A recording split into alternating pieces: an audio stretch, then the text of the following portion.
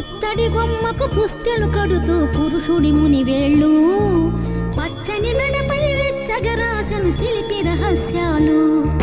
నేలకు జారిన తారకలై ముత్యాల తలంబ్రాలు ఇద్దరి తలుపులు ముద్దగా తడిపిన తుంటరి జలకాలు